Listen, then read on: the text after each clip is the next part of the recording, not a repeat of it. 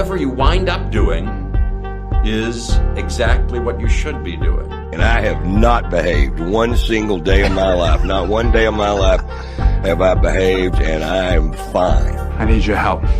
I can't tell you what it is. You can never ask me about it later, and we're going to hurt some people. Whose car are we going to take?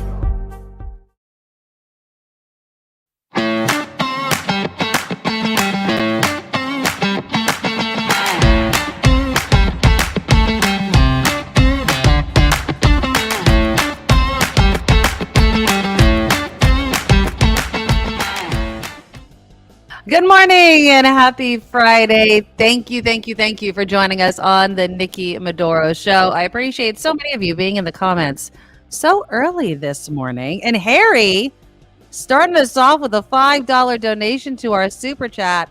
Happy fabulous Friday. The boss took the day off. Now where's my Nikki Teeny? Speaking of that, since that sounds like a cocktail, my friend, a week from today, October 27th, and I'll remind you again next week, I will be delivering the mystery box to the raffle winner, Sasha, at the Red Jack Saloon. Now, Lori above the bar. Here's the Red Jack Saloon. Here's the picture that we always show. It's in San Francisco. Lori above the bar does this drink special for myself, for Kim, and for Mark. And a portion of the proceeds go to the show. It's been an amazing way to support the show, and I totally appreciate it. I know Mark and Kim do as well. And so we're going to go to the Red Jack Saloon because apparently the winner, Sasha, lives nearby. And so when I deliver the box, we can take some pictures. We can have a couple of Medoro mules. And if you guys want to, come out and say hi for a little bit. So yeah, it'll be a good time. So next Friday, October 27th, is the day that we will go to the Red Jack Saloon to drop off that box. Now the exact time, I think I'm going to take Caltrain up there with my husband. So if you've ever wanted to meet my husband, we're going to go up there. And just because obviously I'll be going to a bar and I'll be drinking and it's a long way home.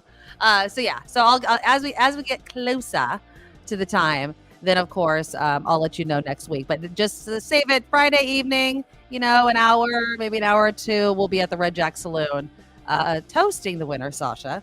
Pamela Kirby, also, you won the gift card Lori is giving to the Red Jack Saloon. So thank you, Lori, for that.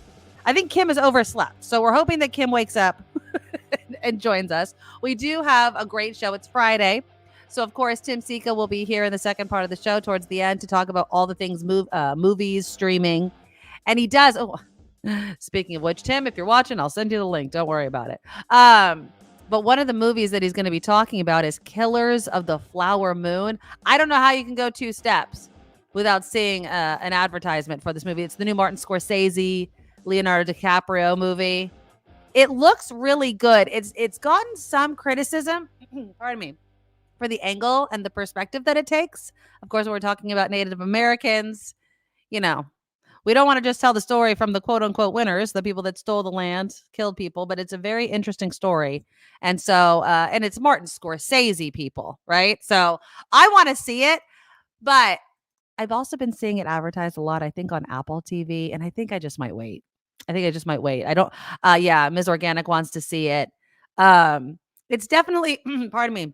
It's definitely one of those movies where I don't know how long it is. I'm sure Tim will tell us because he's seen it, but it's one of those things where if it's really, really long, I want to be at home where I can pee and pause. Pee and pause. That's kind of my phrase when I watch really long movies. And so, and I hope the audio is not bad. Are you guys hearing me clearly? Oh, no. This is PT. Is the audio poor today or is the problem on my end? You guys let me know. I can fix things. Usually Kim is the one that tells me if things are off or not. So let me know.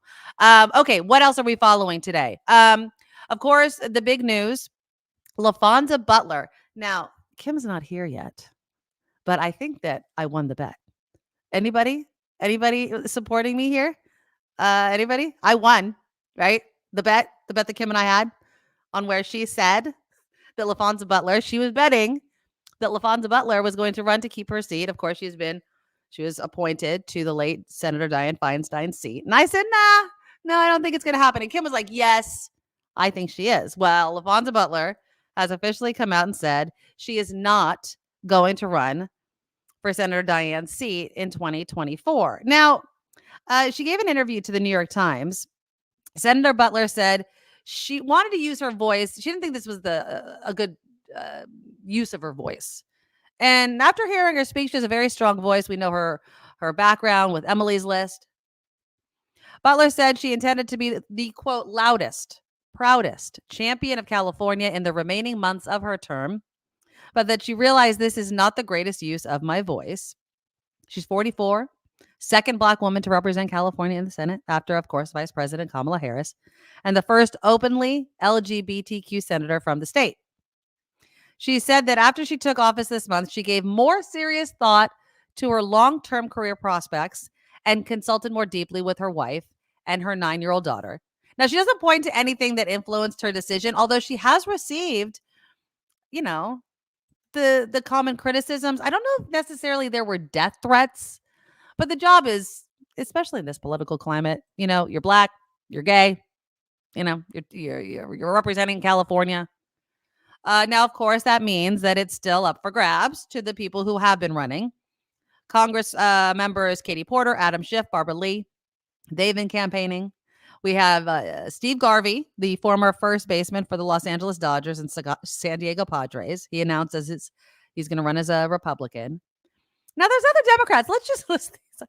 I'm reading this New York Times article. I'm like, who? But you know what? Shoot your shot. I mean, there's no possible. It always makes me wonder. Anybody in my comment family ever run for office knowing there was no way in hell you were going to win? I always wonder, what's the point? But I mean, because it costs money. I mean, unless you just don't do any sort of advertising or what have you. So let's see. Several other Democrats, including Lexi Reese, who is a business executive from Silicon Valley, and Christina Pascucci, a Los Angeles newscaster, has also entered the race. Eric Early, who's a conservative Republican, who also ran unsuccessfully for Congress and state attorney general, is in the running. I've been very clear. I would love to have Congresswoman Katie Porter be our next senator of California. I'm not knocking Barbara Lee or Adam Schiff. Okay. I don't think Barbara Lee is going to get it kind of in the polling. Adam Schiff has Pelosi's endorsement, which is going to help him. I understand people saying, no, we need Porter to stay in her congressional seat because of where it is and how red that area is and what have you. But I just think she would be an amazing senator for the state of California. I do. I would love to see her work in that capacity. I can't be alone in that. Yeah. Okay. Hold on, Ricky. Are you saying that you tried to get on city council? That's pretty cool. I don't know. Oh, Ricky says, I ran for mayor knowing that there was no way I would win to get on the city council. And did you succeed to get on the city council, Ricky? That's pretty cool. I know people that have run for school board, and I've obviously known people that have run for city council. I don't know, and I'm not saying that Ricky or anybody else that runs, I don't know if I have the confidence enough, and this might surprise you since I do a show, the confidence enough to run for some sort of political seat. A political seat. Not saying I'm not strong in my opinions or that I feel like I don't have the right, moral or ethical code to represent my community or whatever. But there has to be, and maybe I'm just wrong. And Ricky, again, anybody that's ever run for office, I'm not saying it, but there has to be a bit of ego in it. Like, I am the person, right? I am the person that you should choose to do these things. And it's not a bad ego. I think you need to have that. And while I love doing this show, I don't think I have the ego to run for office. I don't, it's not even the ego also. I think I just don't have the desire to argue with people that disagree with me that much. I don't know. It's just, which is funny because I keep saying that and I'm like, but I do it every day on the show. But it's different in this format. With politics, it's when you make decisions, when you vote on things, the decisions that you make truly impact people's lives. And if you're wrong, right? If you support something that's wasteful or hurts people or or there's really no good choice, but you have to choose one. I don't know if I'd have the confidence to be able to stand by that all the time. And what if I see both sides? I think that I would just be too empathetic, just wanting, and I would really have possibly a hard time doing that. But yeah, I just, again, no, it's way easier to be a constituent than I think to lead. And I fully respect people that step into that role and are able to do that, because it cannot be easy. It cannot be easy to do something like that. It can't be easy to be like, I have an idea, I have a plan, I have a platform. I'm going to talk to this person. And then also, I'm going to also say this. I am in no way, shape, or form. Again, this might surprise you. It might not if you know me. I'm not a schmoozer. And I actually take pride in it. I am not one that could sit around, press the flesh just to like raise money or get votes, right? It's like, take me or leave me. If you want to sit and have a conversation with me, great. If you don't, bye. That's why I can't be a salesperson either. If I pick up the phone or I stand in front of you and I'm like, would you like to buy this cup of coffee? And you're like, nah, I'm like, okay. I'm not one that's going to try to convince you to do something you don't want to do. My brother, who I'm extremely complete opposite, he gets off. Like, it literally, he works for a nonprofit and he loves getting rich people to donate to his nonprofit. And he is so good at it. Like, he works for this nonprofit called Child Help. And, they do amazing work in protecting children from abusive environments, right? And it's an amazing work. He's always worked with children. He's an amazing guy. But his job is to raise money to keep this major nonprofit afloat. And that takes a skill that I just don't have. He's willing to call people at, I call him really early because I know their secretary isn't in the office yet. And I know that CEO has to pick up his own phone. I'll do that. And me, I'm like, let him sleep. Like, I'm just not that type of person. But we need people. We need people like my brother, and we need people that run for office and truly believe. And so, yeah, we'll see what happens. But yeah, Laphonza Butler. How many of you, let me know in the comments, how many of you are happy that Laphonza Butler isn't running? Now, on one hand, I think that she would be, I think she is a strong voice. I think that her past, Emily's List and all the union work and what have you, she's not a newbie in how the system works, how the machine works, how you do all that sort of thing. I was a little, concerned that if she ran, of course, you'd be the incumbent, right? Even though you were appointed and you weren't voted in, you've been in that seat. And if there's any sort of successes, then they're your successes. And so I get that, kind of thing. But at the same time, I like Katie Porter. I'm like, oh, I want her. I don't know. As every month gets closer to the election, not that I think Adam Schiff won't do a good job. I think Adam Schiff comes with baggage, right? I think that he, with the Trump impeachment and not in a bad way in my eyes, but I just feel like Katie Porter, she doesn't have the same type of baggage. She's more of I tell like it is. What? You're going to come at me with what? She's going to bring out that whiteboard and be like, what are you upset at me about? Those sorts of things. She makes me excited. She makes me so excited to see what she can do in Washington, D.C. as a U.S. senator, because she's been kicking ass as a congresswoman. So we'll see. And Vicky says Laphonza seems fine, but I don't think she would have beaten the others. Yeah, I mean, she would have had to make a decision really quickly. I think December. I think I'm right. December, she would have really had to officially declare and start the ball rolling. Spencer says, too late in the game, no funding, although she's a fantastic fundraiser. And again, when you can say, I am the senator, the second senator of California, that does give you something. Ron says, Katie Porter's a rock star. I want her to be my lawyer. Schiff would also be good. Yeah. Yeah. And Lori, excellent point. Claudia Morandi, who we had on, talking about pain and don't punish pain, said Porter was on top of the chronic pain and opioid issue. Yeah. An issue that, as we learned a couple of days ago, and if you missed that conversation, go back into the shows. I think it was on Tuesday that we did that. On Tuesday, go to Tuesday's show. That conversation with Claudia Morandi was eye-opening, And I urge you, I know I pulled out a little short clip. I really urge you to listen to the whole interview if you don't understand what I meant by saying the opioid crisis that wasn't. I mean, when she crunches down the numbers, and we're talking about those that were given prescription drugs for chronic pain, the difference between those. And I don't want to go off on a tangent, but I just say, honestly, go listen to that interview. It was so eye-opening.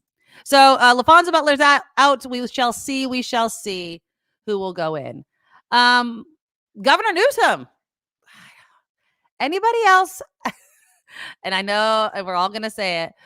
Yeah, right. He's not running for president. Of course. It looks like the guy is running for president. Governor Newsom tweeted yesterday, I'm on my way to Israel. I'll be meeting with those impacted by the horrific terrorist attacks and offering California support. Now, he's not the only one. Hochul from New York had gone, I think, a few weeks ago. DeSantis had actually sent some planes to evacuate some American citizens that were in the Middle East. How do you guys feel? How do you guys feel about Governor Newsom heading out there? On one hand, I mean, he's the governor of a major U.S. state who is home to the most Arab Americans, I believe. That was the statistic in the nation. And I think we have the second largest population of the Jewish community. So it totally makes sense that he's out there. Spencer says Newsom's for sure running. I don't think he's running for president. It's way too late in the game for that. I really, truly don't. There is no way that Newsom's running in 2024. No, not happening. Now, unless something tragic happens, right? Unless something tragic happens, I don't think Newsom's going to run. Vilma, I'm not saying baggage as in a bad thing. I'm talking about the criticism that's going to come from the other side, right? Because everyone is going to start pulling the Trump impeachment, Adam Schiff. They're still calling it a witch hunt. Some people don't believe in, I'm brain farting on his name right now.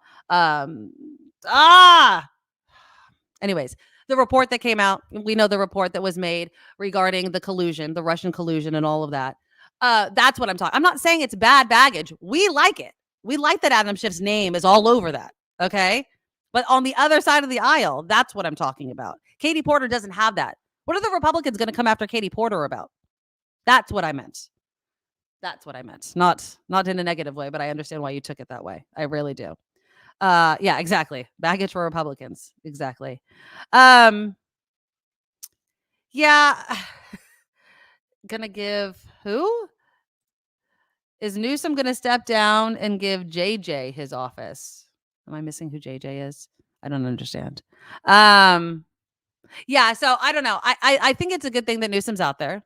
I think that of course he has presidential aspirations. I don't think anybody denied that. Absolutely. I mean, I totally think that Newsom is going to run for president someday. I just don't think it's going to be in 2024. I just don't. And God forbid we lose in 2024, which then I don't even know if the world will still be spinning. And I'm not exaggerating. I just don't know what this country is going to look like with another 4 years of Trump. I really don't. I really, really don't.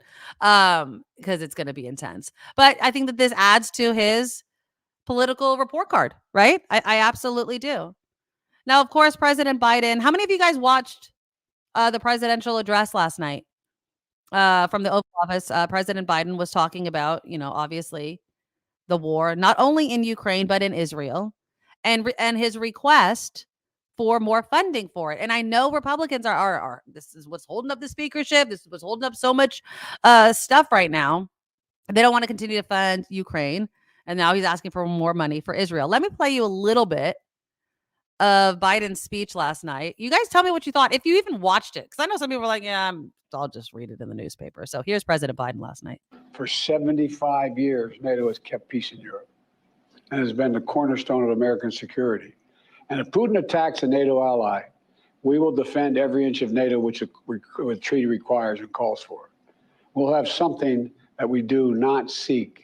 Make it clear, we do not seek. We do not seek to have American troops fighting in Russia or fighting against Russia. Beyond Europe, we know that our allies, and maybe most importantly, our adversaries and competitors, are watching. They're watching our response in Ukraine as well. And if we walk away and let Putin erase Ukraine's independence, would-be aggressors around the world would be emboldened to try the same.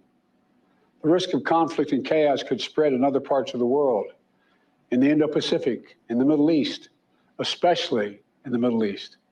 Iran is supporting Russia's in Ukraine, and is supporting Hamas and other terrorist groups in the region, and will continue to hold them accountable, I might add. The United States and our partners across the region are working to build a better future for the Middle East. One where the Middle East is more stable, better connected to its neighbors, and through innovative projects like the India-Middle East-Europe Rail Corridor that I announced this year at the summit of the world's biggest economies. More predictable markets, more employment, less rage, less grievances, less war when connected. It benefits the people who would benefit the people of the Middle East and would benefit us. American leadership is what holds the world together. American alliances are what keep us, America, safe. American values are what make us a partner that other nations want to work with. To put all that at risk, if we walk away from Ukraine, if we turn our backs on Israel, it's just not worth it. That's why tomorrow I'm going to send to Congress an urgent budget request to fund America's national security needs, to support our critical partners, including Israel and Ukraine, is a smart investment that's going to pay dividends for American security for generations. Help us keep American troops out of harm's way. Help us build a world that is safer, more peaceful, more prosperous for our children and grandchildren. In Israel, we must make sure that they have what they need to protect their people today and always. The security package I'm sending to Congress and asking Congress to do is an unprecedented commitment to Israel's security that will sharpen Israel's qualitative military edge, which we've committed to, the qualitative military edge. We're going to make sure Iron Dome continues to guard the skies over Israel. We're going to make sure other hostile actors in the region know that Israel is stronger than ever and prevent this conflict from spreading. So there you go. I mean, and that's the point, is to stop it from spreading. And I think when we talk about what is the role of the president of the United States, it is to keep us safe. Yes, of course. And also to protect our allies. I mean, that is our history here, people. Now, Doug says Biden had a good speechwriter, good delivery. He's very intelligent. I love Vicky. He's the opposite of Trump. I can't even imagine what Trump would say. Right? I mean, it's did you guys ever see there was like a screenshot, like a split screen of like speeches given by Obama versus Trump, and Trump's like, "We shot him dead," and it's just such a classless delivery and whatever. Some people like that about Trump. Debbie says very grateful he's at the helm right now. Yes. Karen agrees. I'm glad Biden's at the helm. He has a lot of history and experience behind him. If anyone knows how to deal with this, it's Biden. Yeah. So, we'll see what happens in Congress. Obviously, Jim Jordan couldn't have happened to a worse person. Really, really, really couldn't happen to a worse person. Went for 3. No, 3 for 3. He's not getting speaker. And look who woke up. Let's welcome our friend, Kim McAllister. Hello, my friend. Good morning. Oh my God. You know what happened to me? I had a COVID booster shot in one arm. Right. And I had a flu shot in the other arm. Mm-hmm. And it has knocked me for a loop. I went from all day yesterday with it, talent shows and things to do. Right. And I was like, oh, Yeah. And so I woke up this morning and then I just kind of lay there for a minute and I fell right back asleep. It's always dangerous if you don't get out of bed when the alarm goes off. I'm telling you. And It's I wake okay, up and it's like, whoa, man. Hello. I get it. No, I am very, very glad that you have joined us. Thank God we're both here today and not just a me day. Woo. Exactly. We're Telling both ya. here. Yeah. But anyway, so to catch you up to speed, we've talked about Laphonza Butler. She is not going to. So I shared at the beginning of the show that I won the bet then. I mean, you realize this, that I won the bet that Laphonza Butler was not going to run for Senate because you thought that she was going to. So I don't know if we put any money on it. We didn't put money on it. But we did do a ladies bet. So I win. I'm better. Well, ladies bet. What's that? That just means I win. Is that do I owe you a pair? I owe you a pair of pantyhose. Is that what it is? No, thank you. You can keep those. No, it's just the joy of winning and being right. And I was saying earlier, and a lot of people agree. I mean, we have so many good candidates for Senate.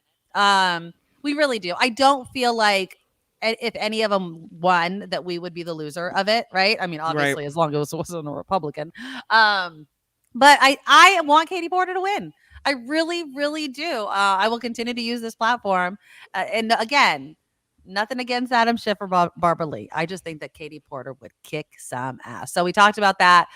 We also talked about the fact that Newsom is in Israel. And people are saying that this is him wanting to run for president. What do you think, Kim? I mean, he's not running in 2024 unless something tragic happens.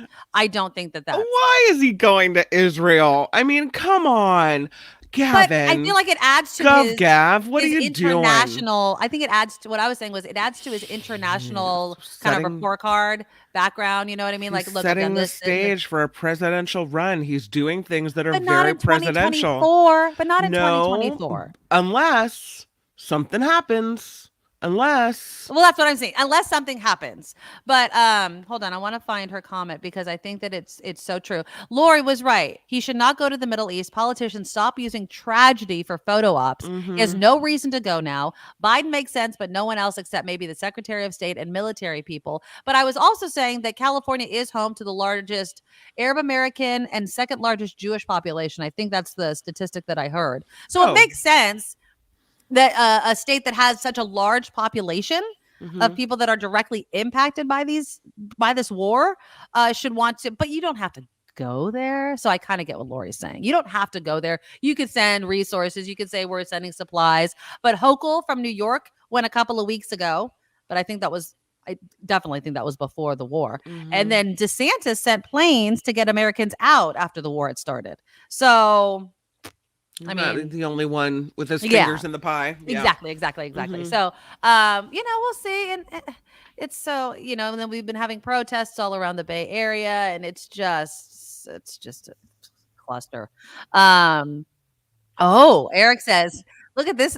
Let's put another ladies' bet on this. In my humble opinion, Eric says, Biden announces January 24th. He's quite specific. That due to his health, he will not seek re-election. Do you have like a crystal ball here? I mean, are you from the future and you're coming back? No. Biden's running. Yeah, I think so too. I didn't vote for Biden in the primary. He wasn't my first choice initially. I think he's done a fabulous job, though. If you're going to talk about getting stuff done, Biden has gotten stuff done. You can bring politics into it if you want to, but you can laundry list the things that he has done and gotten passed. And Republicans can't even get a House Speaker. So Jim Jordan's a joke.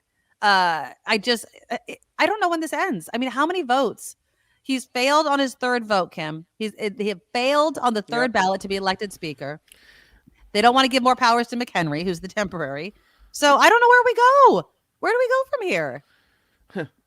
Nothing's going to get done. Nothing. I mean, I think the American people have to get fed up with a party that can't get itself together. For all intents and purposes, the business of the American people is being held hostage by political infighting. And the government's going to shut down in less than 30 days, I think, at this point. So we need the House to lead us to get it open. If they can't even pick a leader, then what can they do? Nothing. Which means, who can pick a leader? We can. That's right. We can. The party that actually does things and has ideas. Yeah, that's right. You might not like the idea, but at least we put something out there, right? Healthcare, things like that. At least we put an idea out there. What does the Republican Party do time and again? They bitch, they moan, and they can't come up with any sort of real bill. I'm not going to speak in absolutes. I mean, obviously they do some things, but healthcare is my number one thing that I always point to. How many times did they say repeal and replace? And you would have thought they would have had a better idea put together, and they had zilch. Nothing. That should have disqualified all of them. I would have kicked them all out. So I think it's going to take the American people in this next election to go, hopefully, these guys, how many months did it take for them?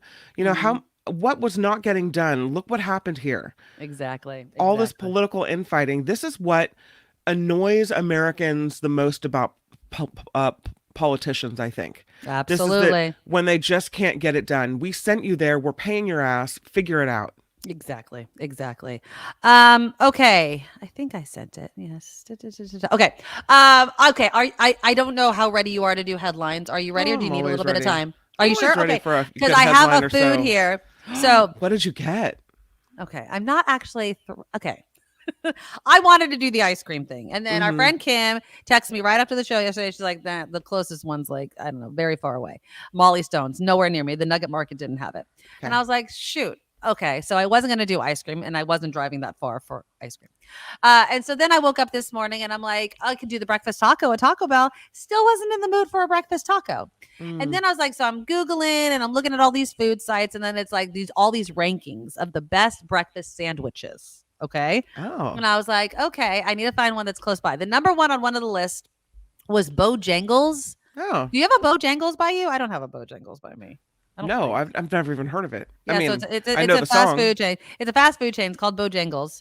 And it kind of reminds me of it, not politically, but a Chick-fil-A with biscuits and stuff like that, right? So I don't have that. And second on the list was Starbucks. And I was like, well, there's a Starbucks down the street. I never get breakfast sandwiches. Ever. I don't like them. But I decided to get the number 2 on the list of the best breakfast sandwiches, which was a bacon Gouda sandwich that was warmed up. I haven't even taken it out of the bag yet. It's still kind of warm. So here it is. Now it has bacon, and I know you don't do meat, but I feel like bacon is just like kind of universal, right? So there's the bacon, the Gouda. So you know what I'm going to do? You're going to do some headlines. I'm going to run over to the microwave and heat it up just a little bit. Give it a little bit of love, because I got this at 8:30. And oh my God, I forgot how busy Starbucks is in the morning, because I make my own coffee at home, and I go in and it was like a reunion of parents that I know from my kids' school, because school just got in and they all go to Starbucks right after dropping the kids off. And I went like at 8:37, right? Because I had to rush and come back. Yeah. And I go in there and they're like, and I see all these parents that I know. I'm like, oh, I miss you guys. I'm like, gotta go. Sorry, See ya. Gotta go to work. But yeah, it was really fun to see them. I have to agree with Eric. That looks sad. I don't think breakfast sandwiches ever look happy. Okay, that's why I never get them. I am a big fan of the breakfast sandwich. It should be gooey and delicious, like looking, and it just again, this is cooled. It might have been more. This is the round. The bun is soft. Is this a fast food place, Bojangles? Yeah, I think so. I've never eaten at a Bojangles, but it said the ranking was fast food breakfast sandwiches, so I'm assuming it is a fast food restaurant. Really, you guys don't? Yeah, maybe I'm not selling it. I'm a big fan of the breakfast sandwich. I love an egg and cheese on a croissant or a muffin. Now, if it was a croissant, I love a croissant. I really do. Let me tell you, and it's a. I shouldn't admit to it. I really, really like the egg and cheese croissant. I have to ask for no sausage. From Jack in the Box. Really? Yeah, I do. I like it a lot. If I have to pick one fast food thing, that's what I'm picking. All right. Well, I'm going to go nuke this just for like 30 seconds to get it hopefully a little warmer. Okay. You do some headlines. I'm going to go really quickly, and then I'll be back probably during your headlines. And then while I eat it, okay, and I don't want you guys to judge me. It's a Friday, so we have to have some fun on Fridays, okay? We're going to talk about that billionaire that's donated land for tiny homes, which I think is amazing. We're going to talk about San Francisco's image. But which memoir, and I know already so many, neither of them. Okay, stop. Which memoir are you excited to at least read or know more of the details about? Jada Pinkett Smith's or Britney Spears? Because I'm telling you. Now, were you a big Britney Spears fan, Kim? No. Ever? No. Really? Oh, I'm sorry. I was listening to Hit Me Baby One More Time the other day, and that song still hits. I was cranking up the radio to Hit Me Baby One More Time like 2 weeks ago, and I pulled into my driveway, and like right when like you guys know, like when the bass drops and she's like, my loneliness in the middle, like towards the end of the song. It's And killing me. oh my God. And something Say happened to my no. radio and it didn't happen. I had to like find it on my phone and sing the whole song again. I was like, you cannot take that part of the song away from me. No, Britney Spears, you know, what we grew up on still freaking hits. And so I don't know. Vilma says Jada wins hands down. Brittany's all over the place, not interested. So we'll get into that. I'm just gonna do our little Friday food segment with a little bit of gossip. Is that okay? Is that okay, people? Is that okay? Because I just love it. I just absolutely do. Okay, so we'll do headlines. We'll get a little bit of gossip out of the way.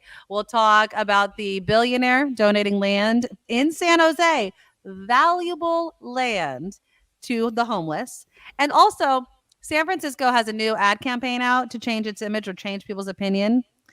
Should San Francisco only be judged on its flaws? I mean, does none of the good things that have come out of San Francisco or that San Francisco does negate any of the negatives that are also involved in living in the city by the bay? Okay, you guys also, please, I didn't do any of the business either. Click the thumbs up button. Show your support for the show. Please, please, please. The super chat is live. Harry started us off. He's working at home. Thank you, Harry, for the $5 super chat donation. You are awesome. Also, please consider becoming a Medorable. Just go today. The links are in the About section on our YouTube channel. You can go to thenikkimedoroshow.com as well. The Patreon link is there. Sign up for any amount you can afford one time a month. Just consider it a tip for the show, and it really, really helps us out, and it keeps it going because this is 100% crowdfunded. Also, I didn't mention this before, but I figured out how to do it. If any of you or your friends or people you know like Twitch, we are now streaming on Twitch right now. Oh, look at us go. Look at us. We figured it out. Yeah, so we're on Twitch too. So if anybody likes that and likes to watch things, you guys can share that as well. The link is also in the About section. And so, yeah, we're just really trying to grow the show as much as possible. And we can only do it by the financial support of you, the viewer and listener. And we appreciate it. All right, here's Kim with some headlines.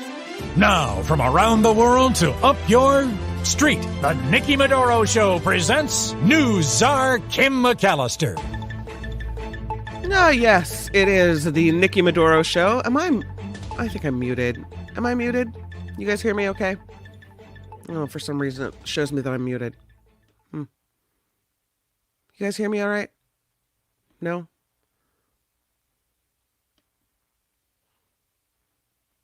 Oh, I'm sorry. I am unmuted. Okay, I figured it out. We're moving on. Woohoo! All right. See, Nikki gets up and leaves and the whole thing falls apart. All right, there is still no Speaker of the House. Ohio Republican Jim Jordan continued to lose support from members of his own party in a bid for Speaker during the third round of votes today. The House is expected to recess and Republicans will meet behind closed doors, and that's going to be a fun meeting. The war between Israel and the Palestinian militant group Hamas continues to escalate. About 5,100 people are dead, and Israel's ground invasion into Gaza could come at any time. Israel bombarded Gaza overnight, hitting more than 100 targets, while Palestinian officials said a medieval Greek Orthodox church, thought to be the oldest in the region, was damaged in the process. The Biden administration is asking Congress for more than $100 billion for Israel, Ukraine, Taiwan, and the southern border here in the U.S. The package includes military aid and economic and humanitarian assistance. Just under $7 billion in funding will be put toward border operations. The number of Californians packing it up and leaving the state for greener pastures continues to outpace newcomers. According to 2022 census data, more than 817,000 people moved to another state last year, while a little more than half that number of people moved into California. Texas, number one destination. About 12% of those who moved sought lower taxes, more affordable housing, and an overall cheaper cost of living in Texas. Arizona, Florida, Washington, Nevada, and Oregon, also pretty popular with Californians checking out. California Attorney General Rob Bonta is reacting to a judge issuing a preliminary injunction against the Chino Valley Unified School District's parental notification policy. Laphonza says the ruling is a significant step forward that will set a precedent to ensure every student is guaranteed the right to learn and thrive in a school environment that promotes non-discrimination, safety, and inclusivity. The policy adopted by the district's board in July required teachers to notify parents if a student asked to be identified as a gender different from the one on their birth certificate. The matter will be taken up in district court in February. Authorities in Maryland have named a suspect in connection with Thursday's shooting death of a circuit court judge. Washington County Judge Andrew Wilkinson was found shot Thursday evening in the driveway of his home. The Washington County Sheriff's Office is searching for Pedro Argate, whose name was found in a lengthy divorce case that included hearings that Wilkinson presided over. If you're a Disneyland annual pass holder, you're now waiting for your share of a $9.5 million settlement. Ooh. Each Magic Key member is due $67.41. You can't even get a ticket into the park for that. No, good luck. The money can be spent anywhere, including at the Disneyland Resort. Oh, yeah, convenient. Yeah, just spend it here. There you go. We're just giving you a $67 discount. That's all. The Anaheim theme park agreed to a class action lawsuit settlement over alleged deceptive Magic Key blackout dates. A final approval hearing is set for February of next year, meaning Magic Key pass holders should expect their checks sometime in April. So good luck. Yeah, that's not worth it. Americans appear to favor the actors they see on the big screen over the major Hollywood executives. Big surprise there. Results from a survey conducted by the LA Times earlier this month found that 34% of Americans sided with actors even 3 months into the SAG-AFTRA strike. SAG-AFTRA members and studios are negotiating revenue sharing and regulations regarding the use of artificial intelligence. And that's not a surprise. That was a dumb study. Yeah, Of course, I mean, we're going to side with the people that we think we know or that we're familiar and that with. are doing the actual work. If you Right. ask people, who do you support? The people that do the actual work or the people that just collect the money? Not saying that there's not a role for CEOs and they don't work hard and what have you, but it's really easy to sit in your glass office, corner office and say, you're getting paid too much as you have a private plane and all that crap that you don't need either. Like, share the wealth, people. Share the wealth. One of the most popular meteor showers is about to hit its peak. Oh. The Orionid meteor shower comes each October when the Earth passes through the trail of debris left behind by Halley's Comet. The shower lasts until November 22nd, but NASA says it should hit its peak this weekend. Viewers with clear skies should be able to see more than 20 meteors per hour from midnight to dawn this Saturday and Sunday morning. Nice. Some meteors will produce large fireballs as they burn up in the atmosphere and shine extremely bright for a few seconds. NASA encourages those who would like to see the showers, find a good spot for meteor viewing, bring a lawn chair, and be patient. You'll see one. You just have to. Yeah. Just lay out the blanket. You know what I mean? Make a little picnic basket or, some popcorn or get a book or something. And yeah, just enjoy the evening. Picnic basket. Yeah. A picnic basket. I will tell you that also there's some breaking news at this hour. Okay. And that is that Kenneth Chesbrough. Oh, yeah. I've been seeing this in the comments. Is the attorney who is facing charges tied to the Trump election scandal, and who is credited with the whole fake elector scheme, has pleaded guilty in the Georgia election subversion case. Does that mean he's flipping on El Trumpo? Yes. I think so. Because when you're guilty, that's what you do. So a plea deal for Chesbrough and a plea deal for Sidney Powell yesterday, right? Yep. And what do we have here? Flippers. And the evidence must be so mounting against Trump. He's got to be shaking in his boots right now. Exactly. The plea came right after jury selection today, right? There was a pool of prospective jurors today. They were told the trial could last 4 to 5 months, and then boom, plea deal. So yeah, Kenneth Chesbrough pleading guilty to 1 felony conspiracy to commit filing false documents. Yeah. They I mean, it's just going to happen more and more. I mean, the case, it's a strong case because we have something that's called evidence, people. And so when you have an overwhelming amount of evidence, most of it given out of the mouth of Donald Trump, it's. I mean, I guess I really better feel vindication when Trump is shaking in his Gucci, says Vicky. Yeah. But because listen to what Chesbrough gets. He pleads guilty, which I think that's humiliating that you tried to defraud the American people in such a way. You should be ashamed of yourself, and you should forever hide in your house because nobody ever wants to see you again. There, I said that. But I don't think he should be able to run for president. I really don't. I mean, I'm talking about Chesbrough. How embarrassing. You admitted that you did this to the American people. They have no shame. You think they have any shame? That's the last thing that they have. Here's what he gets. Listen to this. Chesbrough, that's being recommended by Fulton County prosecutors, that he serve 5 years of probation and pay a $5,000 fine.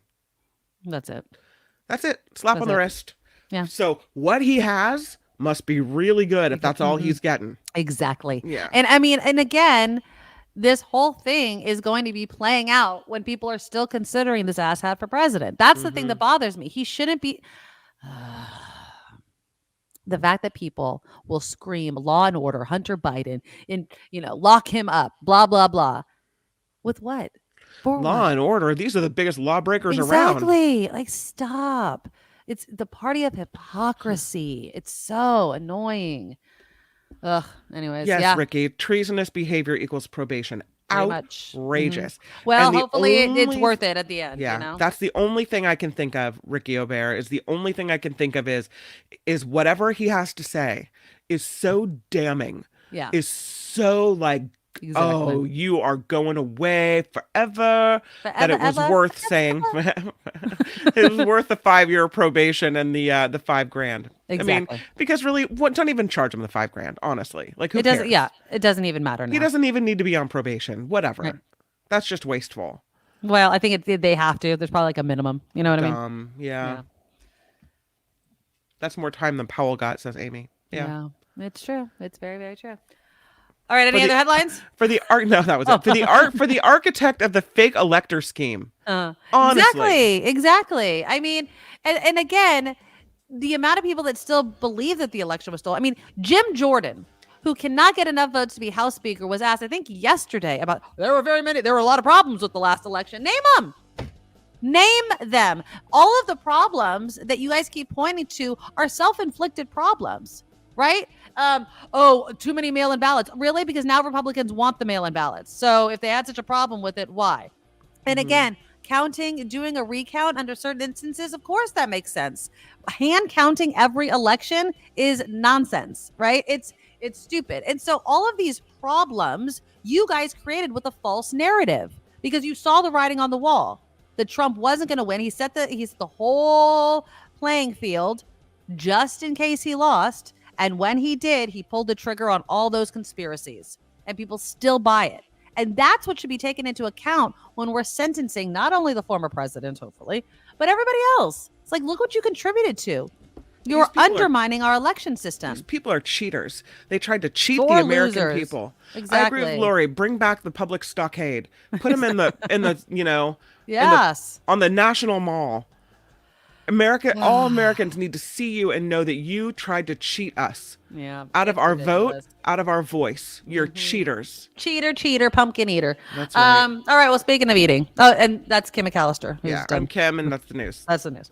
All right. And thank you for your contribution at the NikkiMedoroShow.com. There you go. All right. I got this sandwich over here. Okay. It smells pretty good. Okay. I will say that.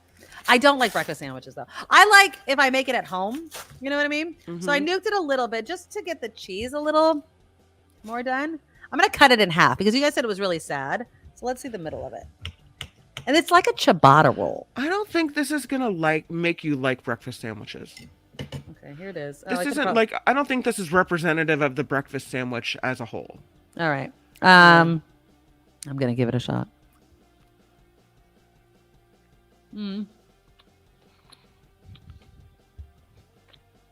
The bread kind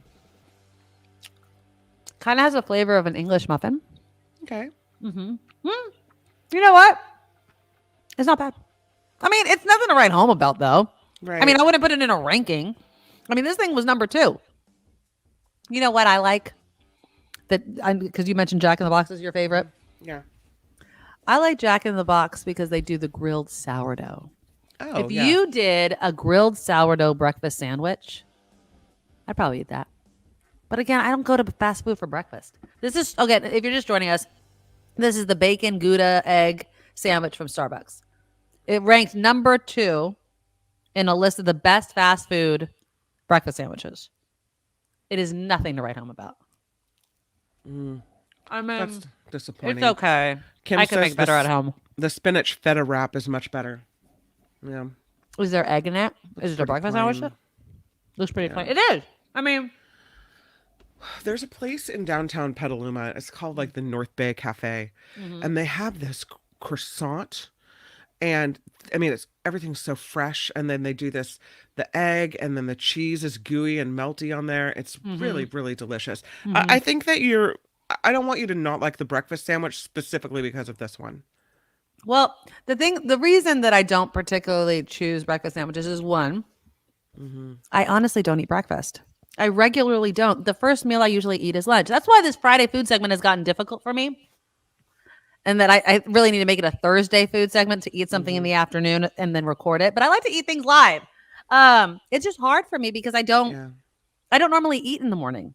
Although I know I should eat in the morning. Like I know the whole health benefit and also like the hunger being satiated. If I eat a big breakfast, I'm good pretty much all day. Like if I had a nice, complex carbs, protein, all that sort of stuff, it does last me throughout the day. I just physically don't want to eat anything in the morning. You know what I want in the morning? Coffee. You would probably like this, although we're not going to Chick-fil-A, but Jim says they do have a great spicy chicken biscuit. Yeah, no thanks. Yeah. I don't. Your homophobic breakfast chicken. sandwich? Yeah, my homophobic chicken. I don't need to have in the morning. No, I don't need to start my day eating homophobic chicken. That is definitely not something I can do. Okay. Oh, and I saw somebody. I don't know if they meant that they set up an account or something, but somebody from Twitch is on here. So hello to all my Twitch friends. I'm just learning Twitch. So this show is now being, here it is. This show is now being broadcast on Twitch. Takagoon. Hello. I don't know if you're somebody that was already on here that set up a Twitch account, but we are now streaming on Twitch.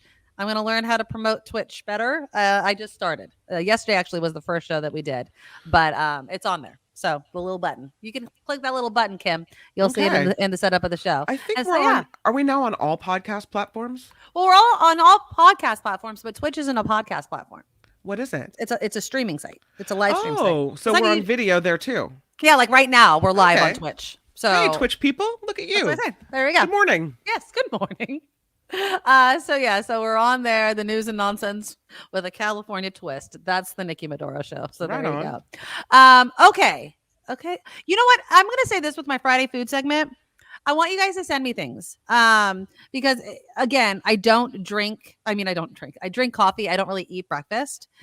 So if there's something that you want to try, I know Calvin, you want me to try that gigantic taco. So that's an idea. Although I've done tacos before, but I don't mind doing that one because it's gigantic and it's big and I get it. But if there's places that you guys want me to try, can you send them to me by Thursday morning every week? That way I can decide what I'm going to do, maybe do it on Thursday, record it, or figure it out for Friday morning. Because again, I don't have that much time in the morning. These places have to be open, which is another problem with doing Friday food in the morning. Does Twitch have its own chat? I don't see it here. Twitch, when people comment in Twitch, it shows up for me just like it shows up for you guys. I don't know. Did you not see it? I'm sure it does, Harry. And then I'll see it in the feed, the live chat feed. It shows up with a little icon that it's from. So I can see what you guys are all on. Most of you are on YouTube commenting. But if you are commenting from Facebook, it shows the Facebook icon. And if you're commenting from Twitch, it shows the Twitch icon. So so there you go.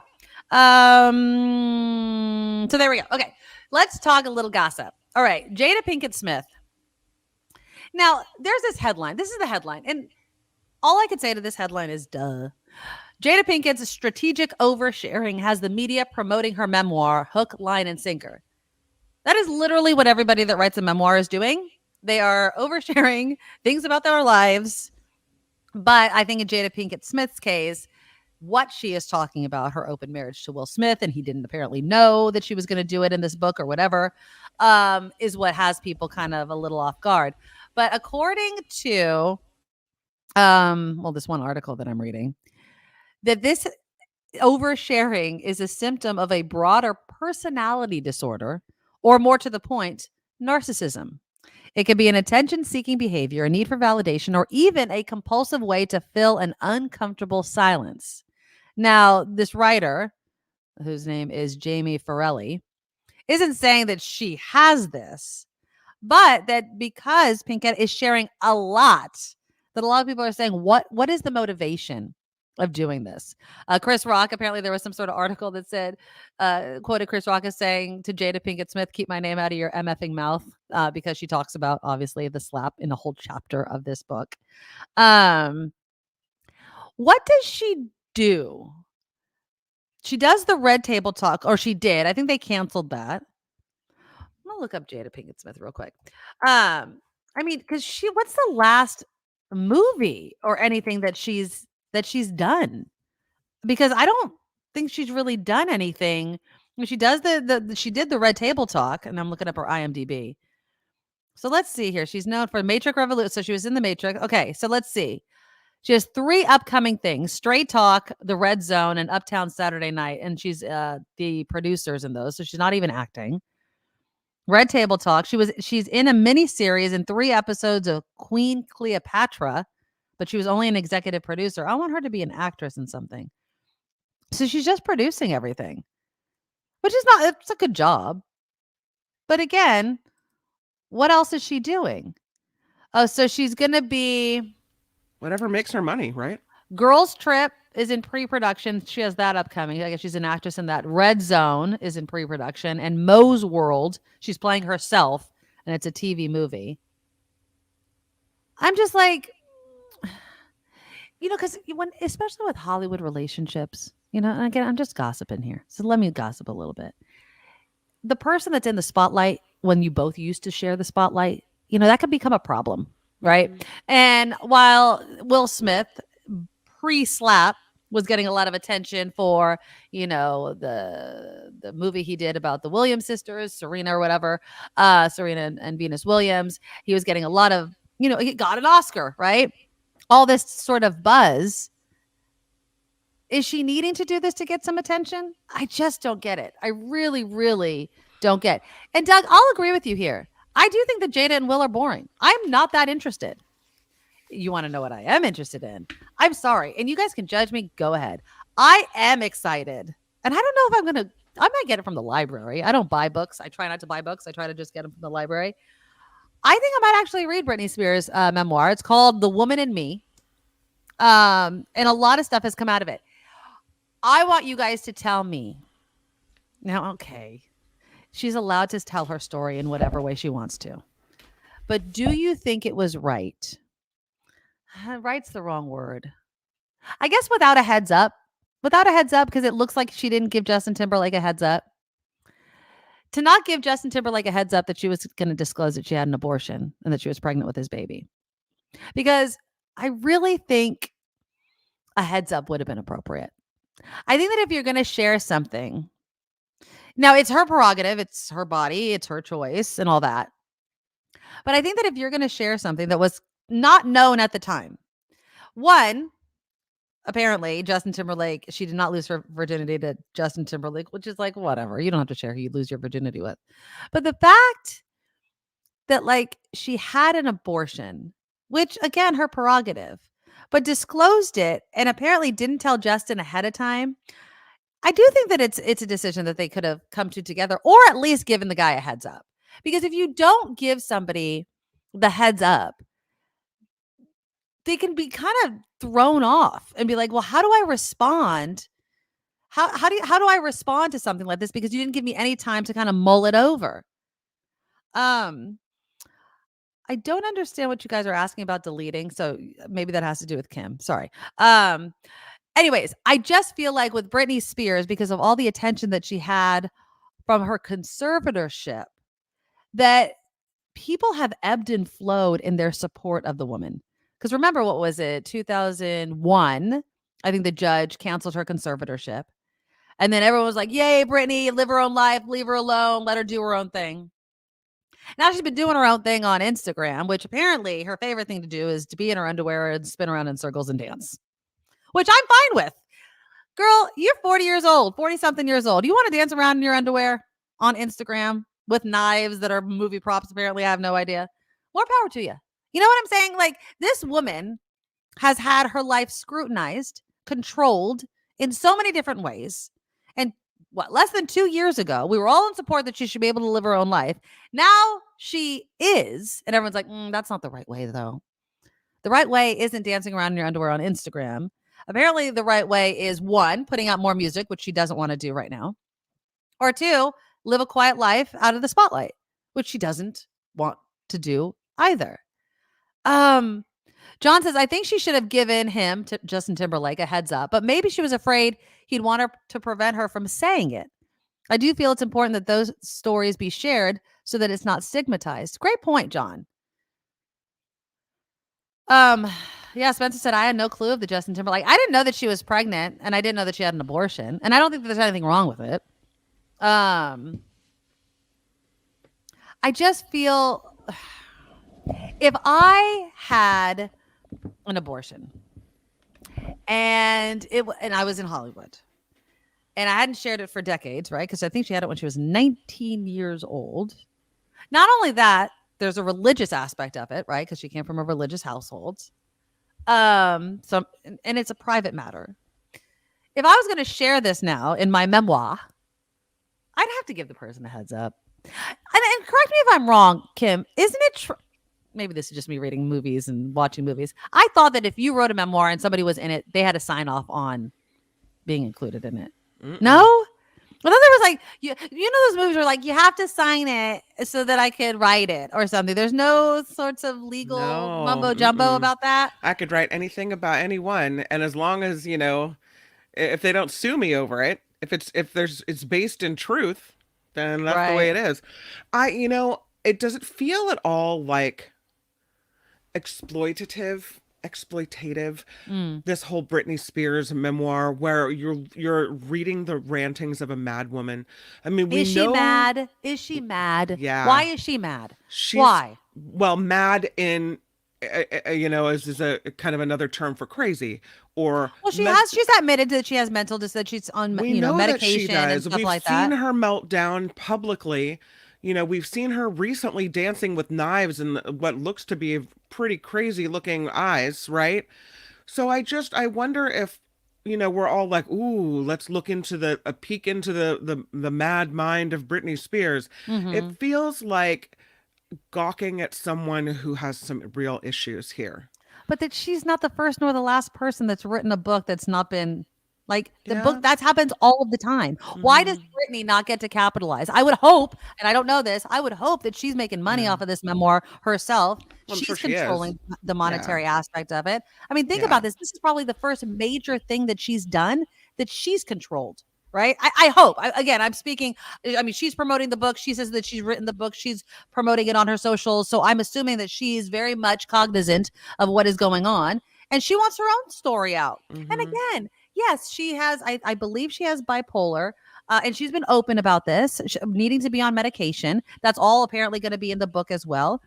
So because you're living with this, you're not allowed to make money off of your story when so many people have made money off of you hand over fist for decades and controlled you. Like, do I understand the need again to dance around in my underwear and spin in circles? No, I don't. Am I going to stop her from doing? No. You could look at some of the crazy crap that Hollywood does all over the place and be like, why do you have to do that? Why do you have to do that? Because they want to. And they're allowed to. If she wants to dance around in circles and show her ass off, go do it. Okay. That's your prerogative. I don't think that we should be like, oh, but it's Britney, so we need to, coddle her or put her under a conservatorship again. She's a 40-something-year-old woman. and she can make her own decisions. And as long as she is not hurting herself, which again, I think people were concerned about the knives. Apparently they were movie props, but whatever, looking at that. I just feel like let the woman be. There are grown ass women doing stupid ass stuff all the time on social media, right? Showing their ass, doing whatever. And now all of a sudden it's Britney Spears and she can't make $1 off of it. Go make your money. Remember when the big deal was that, she's a virgin? Oh God. And people were She's never interviewing her about it. Yeah. And she would be always asked, so you've never had sex? Really? You really never had? How really, you're a inappropriate. virgin? Well, but then again, I think it was part of her PR shtick, right? What made her, look at this gorgeous young thing. Well, right? I think like in hindsight, we've looked at past interviews. Who was it? Diane Sawyer. Remember Diane Sawyer was getting vilified for a past Britney Spears interview where she wouldn't let the whole virginity. Oh, what you did to Justin Timberlake, even though they had both cheated on each other. But Justin was on the rise and Britney was really devastated. And of course, the guy can typically get off scot-free. Oh, yeah. I was heartbroken. Does an absolute music video calling her out. And, and that's also in her book. She's like, I'm sitting here devastated that he broke up with me apparently over text and he's living the high life in Hollywood and I'm devastated in Louisiana. And it's just how the lens in which we view things, right? Apparently Justin's been kind of nervous about what's in this book, which it was decades ago. Are we really going to hold Justin Timberlake to vilify him for things that happened decades ago? I wouldn't. They were kids in the spotlight with way too much pressure. Vilma says, I believe Britney Spears does need a conservatorship, just not the last conservatorship, different terms. I don't know if she needs a conservatorship.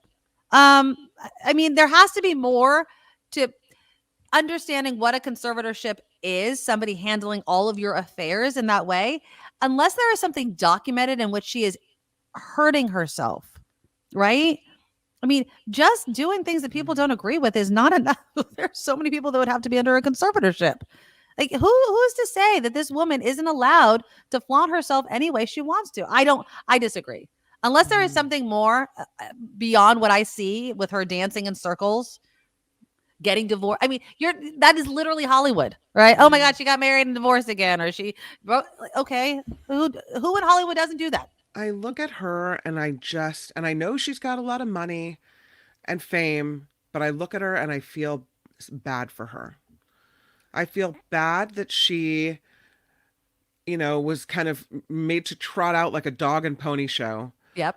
By, parent managers that capitalized on her fame. Yep. That even when she's undergoing serious mental health crises, they're still trying to make her perform and, slink around and do sexy things. Mm-hmm. I just feel like she's been exploited from the time she was a little kid. Exactly.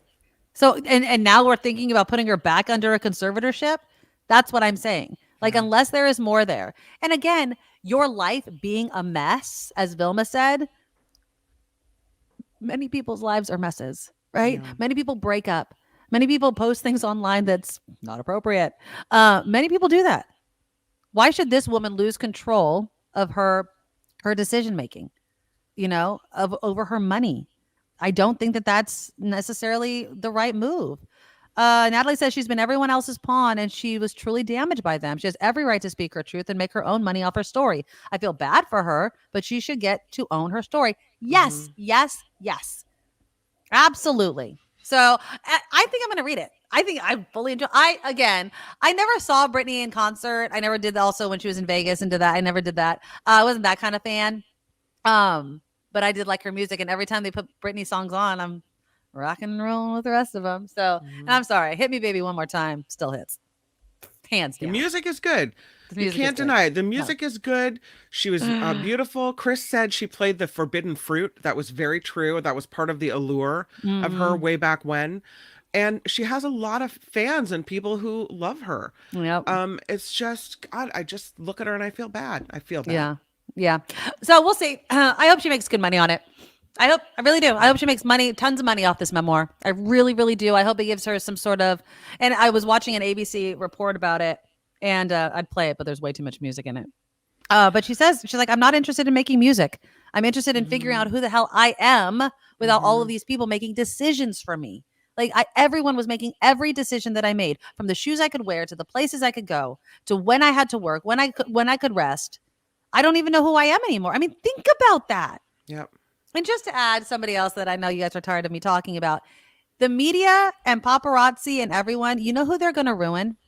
They're going to ruin Taylor Swift and Travis Kelce. Like, leave them alone. Like, just that is what ruins everything. It's the scrutiny of celebrity, right? It's just like, I can't imagine stepping out of my car as Britney Spears, Will Smith, Taylor Swift, Travis Kelce, and that flash, that bright, blinding light constantly. For what? For every time now, I'm kind of like getting like anti Taylor Swift and Travis Kelce, not like against them, but stories. Like they're grasping at everything nowadays. Yeah. Every little thing that you can do has to be this like long article. Give me a freaking break over here. So yeah, we're all part of the whole cycle of it all. You know what I think about Taylor Swift is that she's had such bad luck in love, right? Yeah, there's a common denominator there though, and I love T Swift, but the common denominator is her. But you want maybe she just chooses badly, you know? You want her to find love. You want her to find a guy who's going to treat her right, who is going to open the car door for her and, you know, put his hand on the small of her back as they go into a do or whatever it is. Exactly. And so, like, you hope he's the good guy. And I think that's what the allure of this whole follow them around and, you know, but then I would eventually have to ask myself, am I with the guy because I want to be with the guy or because the public and the world wants me to be with the guy? Right. Yeah. And then you have to question your own feelings because they're still human. You're still influenced by things. I don't care if you're a celebrity or what have you. Kim says she kept her relationship with Joe Alwyn pretty quiet. If this Travis thing is real, it should have been kept more under wraps. There was no way it could have been because of how it started, right? Where Travis wanted to meet her, had a friendship bracelet. She couldn't meet him because she wasn't even talking to people. So that story caught legs and all that sort of stuff. But just a little more gossip for you because I love it. Apparently they were like making out in the car because which I actually love this story. This is the only one I really like because her lips, because she wears red lipstick and you cannot be kissing with red lipstick or it's gonna show. And his lips were like hella red and she had like, you could tell she reapplied, but it was still like the hint of it around her lips. And I was like, good for her, get some. But you know, leave him alone now. Now I'm just like, let him just date. Like that's the thing that sucks about Hollywood. It really does. It's all the glitz and glamour until the eye is on you this much. And then I swear you just can't get away from it. All right. I want to squeeze in a few things because we're going to talk movies with Tim Scea in a little bit. What do you guys think of the plan of this San Jose? He's a billionaire. He's Silicon Valley developer, John Sobrato. And that name, Sobrato High School, I'm assuming it's the same kind of lineage. I could be wrong about that. So billionaire Silicon Valley developer John A. Sobrato is offering up a 2-acre plot of land for 75 tiny home shelters. Okay. And it's only going to cost the city $1 a year for the next half decade. $1 a year. Why is he charging them anything? Well, I think you have to legally. Okay. I think I'm making an assumption. I'm not a money person. I think there has to be like they're like, okay, give me a buck, and that's some sort of exchange of goods or whatever. All right. So he said in a statement, my father's offer on behalf of the Sobrato Family Foundation of a 5-year, no-cost lease of the property on Via del Oro for interim housing is an admirable effort to help one of San Jose's most vulnerable populations. It's also putting $5 million toward a planned homeless housing facility that's under construction at Branham Lane and Monterey Road, and another $5 million to one of the Bay Area's largest homeless shelters. This is an example of rich people putting their money where their mouth is. You know, and whenever we talk about homeless shelters and housing, everyone's like, well, do you want it in your neighborhood? Do you want it in your neighborhood? Well, this is literal land. But this is what stuck out to me. Was the statement by San Jose Mayor Matt Mahan. At the council meeting, Mayor Mahan said he hopes more property owners will follow Sobrato's example and consider leasing out vacant sites for shelters. He said it gets private property into the game, into the effort to end street homelessness. There's a lot of underutilized privately held property that up until this point has sat on the sidelines because there hasn't been a good replicable model for getting those property owners engaged. Now, what do you think about that? So where is this land exactly? Is it in the Okay. middle of... I want to show you a picture of it. It's like it's right next to a business park. Okay. So I brought it up on That's Google perfect, Maps. isn't it? Oh God, I mean, yes. Yeah. Hold on, I'm going to show my map because I have Because this. it's not probably not near a school. It's probably not near, a residential neighborhood. Right, here it is. Okay. So this vacant land is what I'm thinking it is, right over here. And so look at all that land. Yeah. And then there's like a business park right here. So it looks really perfect. Right? Yeah. I mean, that looks, and again, I just really then watch this. In San Francisco, they have this down at Candlestick Point, right on the water. They've got this RV parking place spot, right? And the spots are like, I don't know, $160,000. What did we say? How much is it per year per spot? It's in San Francisco. It's something like $60,000 a year for a tent. In a city, like a city park tent thing. Right. Remember when they were doing tents in front of City Hall? Yes. And then these RV spots are like, I don't know, it's 160,000, something astronomical. Yeah. Where you're like, why is it that much? Why does it cost that much? So, what's crazy is they'll probably put these little tiny houses up. But then they'll have to have, of course, trash service, and they'll have to have power run there, and they'll have to have water run there. And then they're going to have security there, and they're going to have garbage pickup there, and then they're going to have social outreach there. So by the time all is said and done, you get the land for $1, but the city's going to have to pay through the wazoo to set up this thing. And it's probably going to be, each tiny house will cost the city way more than if you and I bought a tiny house, right? Yeah. I mean, okay, so now I do have my concerns. So these are quick build tiny home shelters. They'll house around 150 people rent free for at least a few months at a time. They'll have private bathrooms. You'll be able to move in with partners and pets. Okay. Which is one of the sticking points for homeless people. But this is the part where I'm like, what? At the end of the 5-year lease, the city aims to find a new location to move the tiny homes, a process that could cost the city another $6.5 million. Why?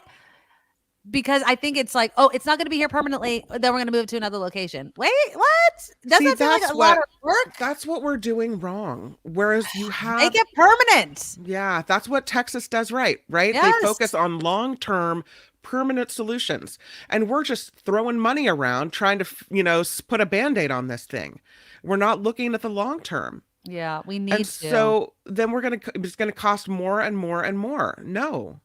I feel like they're doing this. So, obviously Mahan has like this kind of crisis mentality. So if we're in crisis mode, we need to build these quick build tiny homes to get the people off the street. And I get it. Winter is coming. The rain is coming. And if we can get these, they're not going to be done by this winter, of course. But, we need to move quickly is kind of Mahan's philosophy on this. And I do agree. But moving quickly just to kind of kick the can down the road 5 years.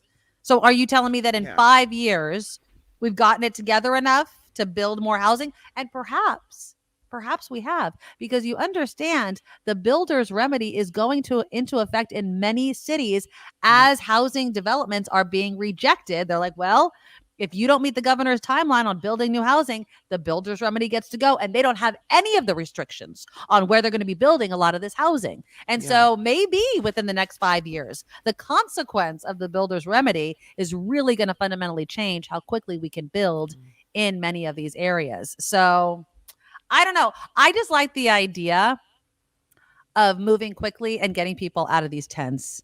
I really do. Doug says the Sobrato family are really good, hardworking people. They're good examples for others. San Jose icons. Thank you, John Sobrato. Yeah. But Vilma says the housing has to be long-term. No other way. I agree. We need to start building permanent housing. And I'm done with luxury. Honestly, I know you make a lot of money. I understand that developers can make a lot of money building these luxury apartments and gorgeous homes on huge lots, right? I get it. But the time for that is gone. And maybe it pisses people off when I say that, but I don't see rich people desperate for housing. I don't. I don't. I've never met a rich person that's like, I just can't find housing. No, you can buy housing anywhere you want to. You can rebuild. You can buy 2 lots and build whatever house you want to. But if we're building new housing, it should be high density housing. It just should. And I know somebody like, where are we going to get the water and the resources and the traffic? Yep. Absolutely. But we can't change the fact that there's a lot of freaking people that live here. And I'm done with the tents. I'm done with it. I would much rather see, honestly, it's going to be a pain in the ass for me too. It's not like I live in my own little bubble over here. They're building housing all over me, like all over the place. There's new apartment complex. You don't think that I say to myself, where are all these cars going to go? Where's all the parking going to go? I get it. At the same time, people are still here. Those are 2 facts. So we have to build, and we have to build quickly, and we have to get these people into shelter. We just do. And, I'll say what you say. Doesn't seem to be affecting housing prices. As much as people say it sucks, it's stupid. Get the hell out then so that our property houses values can drop, because they don't. They just don't. People love to bitch and moan and complain about the Bay Area, and yet our housing prices are some of the highest in the country. People still love to live here. They're still paying those prices. So you're not as pissed off as I think you are. So, it is what it is, people. We live in a very desirable area. We pay a sunshine tax, and we need to build. We just do. And I think we can be creative with our building. I really think that we can go up, right, and down, right, with parking. It doesn't have to all be street parking. There is the ground beneath us that we can, the shopping center apartment thing that they have planned around Camden in San Jose. There's a lot of underground parking. Everyone complaining about it, which there's things to complain about, but a lot of it is underground parking. So if people are wondering where that's going to be, that's where it's going to be. And we need to continue to push for that. That needs to happen. You also need to put stuff near public transportation so people don't need cars. Go talk to New Yorkers. How many of them own a car? They have a better public transportation system.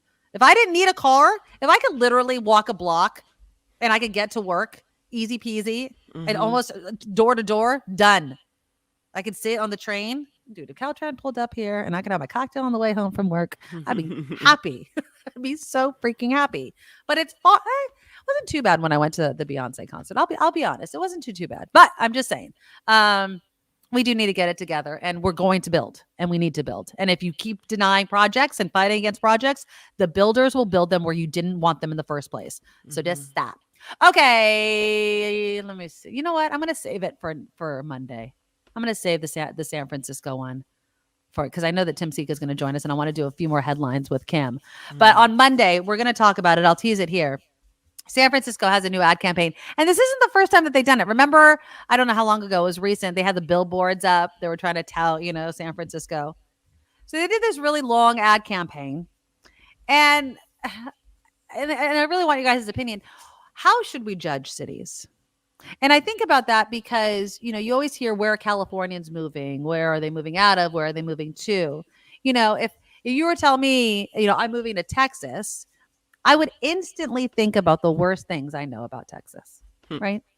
And is that Everyone's fair? got a gun in their car. Everyone has a gun. Everyone wants to control my uterus. Women's health. That's right. Exactly. We know what we would say. They're banning books right and left. So that's that's what I want to talk about on Monday, because it seems to me that we can really judge San Francisco by the worst parts, but I wouldn't want to be judged by the worst thing or the bad things that I've ever done in my entire life, or the worst parts. I'd want to, to be taken as a whole. And when you take San Francisco as a whole, is it more good than bad? So we'll talk about that, and we'll delve into the video as well, because there's a lot of things that stuck out to me. So we'll talk about that. Because the Civic Pride Festival is happening this weekend in San Francisco, just to let you guys know. There's going to be I think they're playing Ghostbusters in the park. Oh. They're doing a bunch. Fun. Yeah, Sundown Cinema is playing that's at Jerry Garcia Amphitheater at McLaren Park. They're doing Ghostbusters in the park. There's a garage sale in the Portola neighborhood. There's an actual festival on Saturday. Where's that? That's in the financial district. So they're really trying to bump up San Francisco. And so if you guys want to do it this weekend, and you can tell me how it is on Monday, go to the San Francisco Standard. They have a bunch of details about that. So I don't know. I don't know how to feel about San Francisco. I'm not a San Francisco native. I'm born and raised in San Jose, but it is the Bay, and it is a gorgeous city, and it has produced a lot of amazing things. It's funny what how people consider themselves a San Francisco native, even though, like, okay, so my great-grandparents lived there. Okay. My grandparents were born there Okay. and lived there and went to high school there and lived their lives there and then moved to Marin. Before they did, my uncle and my mom were born there. Right. So you were not a San Francisco native, though. I lived there for a time. My children were born there. Oh, so were you born there? I wasn't. I was born in Hawaii. Oh, that's right. Well, how long did you live in Hawaii? Like a year or two. Yeah. That counts. Yeah. So, but I wouldn't say that you're a Hawaiian native, no, though. Absolutely not. Right. I'm not. So, you know, my dad was in the Navy. I just what do you happened think? to. What do you think? When someone says where are you from? What are your roots? What do you say? I say Petaluma. Yeah. But I have a very big connection to San Francisco. Yeah, I would feel say like so. my family has roots there. This is where I'm from. Did you visit San Francisco a lot as a kid and spend time there? Not so much. Yeah. No. I mean, so I was born here, but everyone else was back east. But right. You know, it's different though than growing up in the city like a city kid, where you go to city schools and you go to the high school and you're navigating muni systems on your own when you're 12. Like that's different.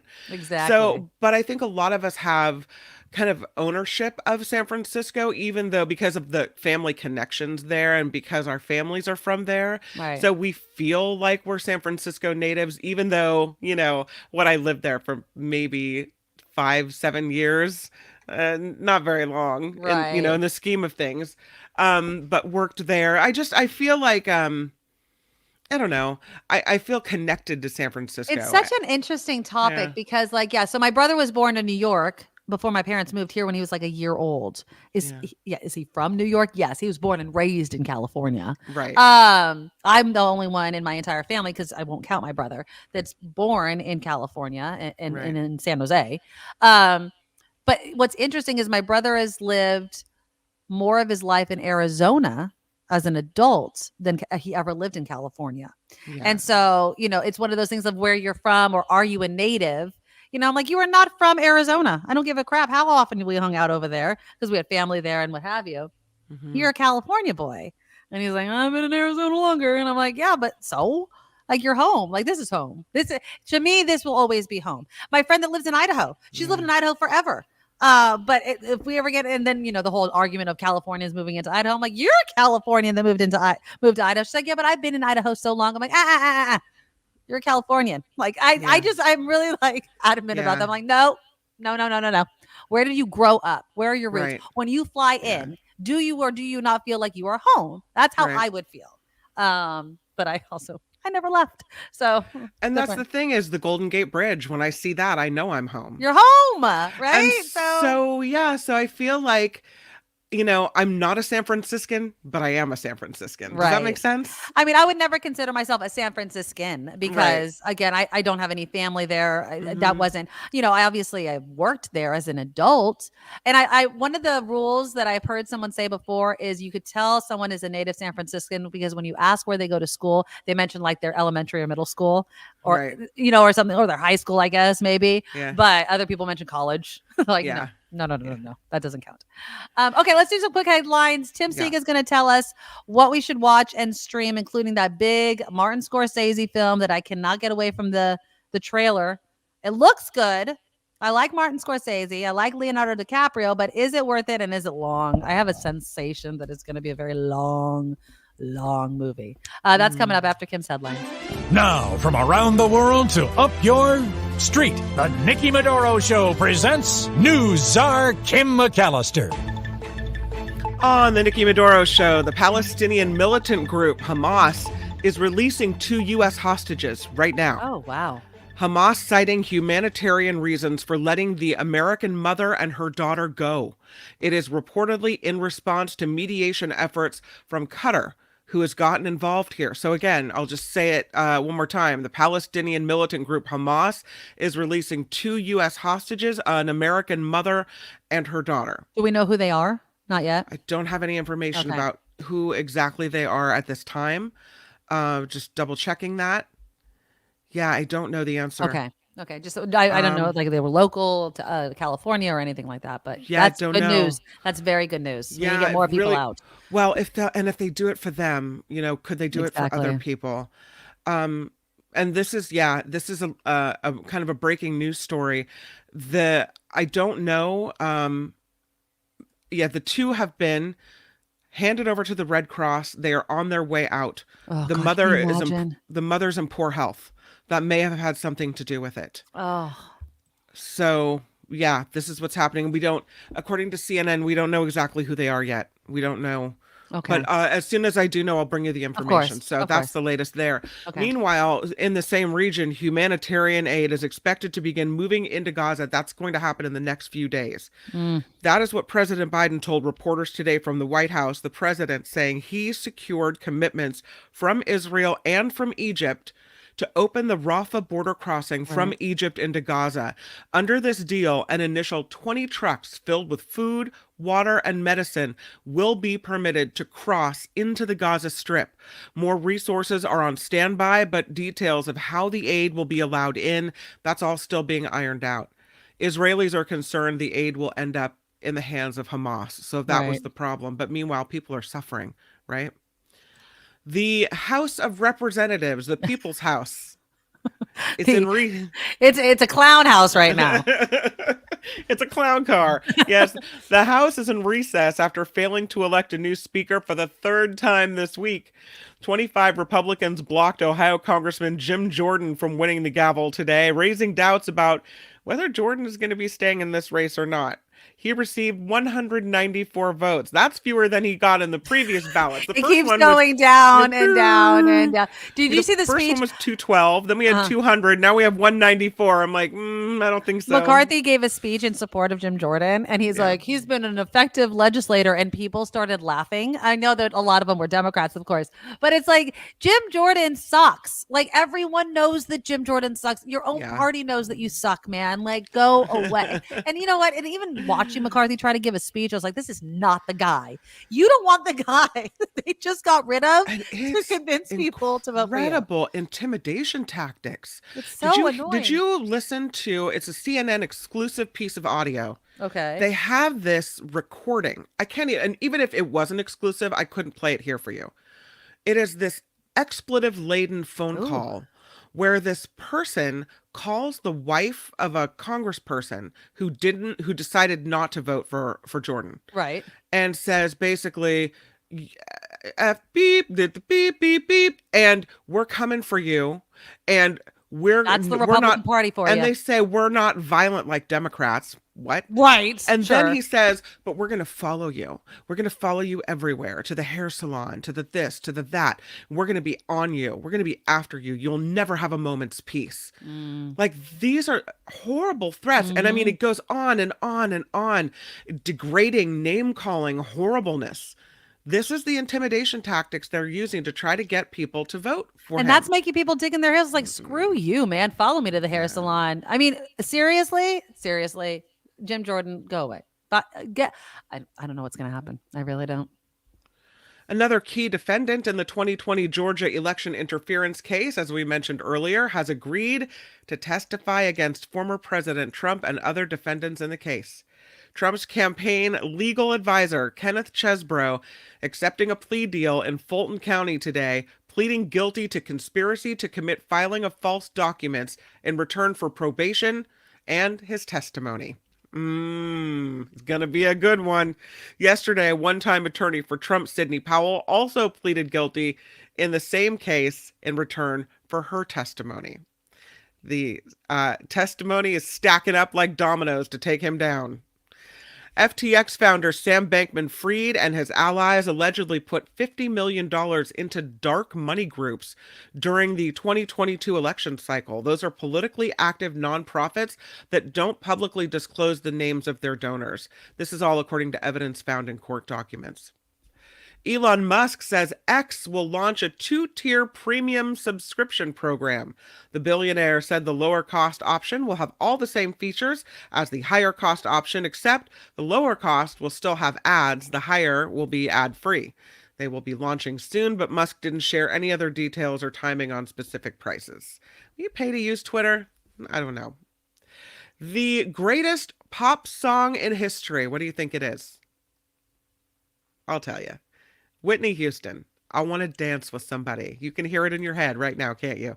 That's according to a group of staff writers at Billboard as the music publication celebrates the 65th year of its Hot 100 chart. I want to dance. I love that. I mean, I will tell you this. There is nobody that can still, again, we were talking about Britney Spears and everything. I'm telling you, I was a huge Whitney Houston fan. Yeah. And her voice, just her life also. That's another fascinating person. Just, but yeah, I want to do that. Whole album was amazing. If you guys remember that, it was really, really good. So yeah, that doesn't surprise me at all. That doesn't surprise me that she tops the list.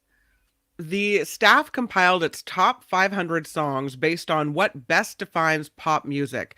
Chart performance and record sales were not factors so long as the song appeared in the Hot 100. Oh, interesting. Dancing Queen by ABBA, number 2. And My Girl by The Temptations ranked 3rd. I Want It That Way by the Backstreet Boys. Oh, okay. Since You've Been Gone by Kelly Clarkson round out the top 5. Yeah, I mean, I like all of those. So I want it that way. Tell me why. That's as much as I got. That's it. I'm Kim McAllister. This is the Nikki Medoro Show. All right, great. Find us at thenikkimedoroshow.com. That's where the Patreon and PayPal links are. Okay. And you know, we really count on your support. So thank you for that. Thank you, Kim. All right. It is Friday, and you know what that means. It is time to talk all things movies and streaming with our friend Tim Scea. Yay! Hi. Hey. How are you, Tim? Can you guys hear me okay? I can. You're a little distancy, but why? Where are you? Okay. Well, I'm sitting on top of a hill in San Francisco in my vehicle. Oh. I didn't want to not be on the show today, and I have this thing at the Fairmount at like 11. So look at you, fancy. All right, well then we will not keep you too long because if you have to be at the Fairmont, then you definitely have things going. I love coming to San Francisco because I go up one hill, right, and I realize how totally out of shape I am. I only have one hill. One hill to go up, so I'm good, and I'll make it. Okay, good. Yeah. Okay, perfect. Okay, well then let's talk about the movie that I can't get away from the trailer. It better be good, Tim. So you tell me, Killers of the Flower Moon. 1, how long is it? And 2, is it worth it? Yeah, well, it's pretty long. It's like 3 hours and 26 minutes. Why? Yeah, it is. Yeah, it's very long. But you know what? I it is worth seeing for sure. I have some caveats though. It's Martin Scorsese's latest movie. It's based on the book Killers of the Flower Moon, The Osage Murders and the Birth of the FBI by David Grann. It's a great book. And I'm of two minds over this movie, and I'll get to that. But first, what it's about. Who wrote this screen? Eric Roth, who recently adapted Dune to the screen, adapts this David Grann novel, which tells this absolutely, sinister tale of the Osage murders of the Osage Indian Nation, who in the early 1920s struck oil on their land in Oklahoma, and they became the richest people per capita on the planet. But because they were Indian, their wealth attracted the greedy and the racist and the duplicitous and the brilliantly conniving, these white men of that area of Oklahoma in the 1920s, who basically wanted to control their money, to extort it, and for all intents and purposes, steal it to the point of actually killing by poisoned whiskey, poisoned medicine, or a shot through the back of the head, these Osage Indians with these incredibly well thought out plans, which made it very difficult to trace these killings back to the actual men responsible for these murders, and which took years to untangle by the FBI. So that's the story. And yeah, as I said, I'm of two minds. It's long, like I said, 3 hours and 26 minutes. So be prepared for a long sit. Scorsese's last movies, they've all been really long. The Irishman, The Silence, and Wolf of Wall Street, which was the best. But anyway, looking objectively at it, I'd have to say, yeah, definitely worth seeing. The acting, just Really? for the acting alone, Leonardo DiCaprio, Robert De Niro play the heads of these nefarious plots to marry, have children with, and then murder these Osage Indian women. It's a very well crafted film. It's, typically Martin Scorsese, well shot and scored and all that. But mostly I would say that it's a film worth seeing because I feel this is a story worth telling and worth knowing about. If you're not going to, but here's my but, compared to the book. And to be fair, I don't know how else they would have done this movie, but compared to the book, for one, it smooths over the complexity of the level of corruption and evil that is really at the core of this story. Maybe they thought the audience wouldn't be able to follow it, but I don't know. They just smoothed it over. And when you read the book, every 10 pages, your jaw's dropping. In this movie, your jaw drops maybe twice. Oh, okay. The book's always better anyway, but yeah. Yeah, and that's the other thing. The book is not very long. It's like it's a pretty quick read. But again, this movie is like 3.5 hours. I mean, leave it to Martin Scorsese to take a short book and make it really, really long. You're like, dude, you could have done this a lot quicker. Yeah, he did that with The Irishman too. So and at times it feels like it barely has a pulse. And it really could have used an intermission, seriously, at the 2 hour and 20 minute mark, so you had time to sort of absorb what it was you were watching. But now having said all that, I still think the movie's good enough for recommendation based on the story it's telling alone, and it's a typically quality piece of work, the kind we expect from Martin Scorsese. It's respectfully told, it's cast with actual members of the Osage Nation. And I think it's going to be up for a number of award nominations at minimum. I just wish it had grabbed me in the same way that the David Grand book did. That's all. Oh, interesting. And again, it's going to stream too. So, I mean, we could always just wait for that too. Will it stream soon? Oh, what is good? What, on Amazon? I think Apple. I keep seeing it on my Apple app. You're right. So no, it is Apple. It is Apple. Yeah, it will be streaming soon. Probably the best way to watch it would be to stream it, because you can, stop it like every hour. And pause. Yep, exactly. Yeah. Tim, do you think the reason that maybe movies are longer, or at least Scorsese's movies are longer, is because the way we watch movies is different? We're now used to binging series, so they know that people will sit down and watch 3, 4, 5 hours worth of something, and so they don't feel as compelled to edit down? I don't know. That's a really good question. See, to me, it's very easy to binge because these series, these mini drama series and stuff, they're structured that way. They kind of, they give their premise and it kind of lulls you a bit, but then they sock you with something like, oh God, okay, I'm just going to watch one more. Oh, I'm just going to watch one more. This just kind of plays out. It doesn't play out that way. It just kind of, plays out to it's like, I will say, I'm not going to give anything away, but the ending is actually very clever. They do this epilogue to what happened to all these people in the form of a Lucky Strike radio program. It's really, really interesting. It's just because that's probably how it would have been epilogued at the time it was all happening on the radio. So that was kind of clever. But no.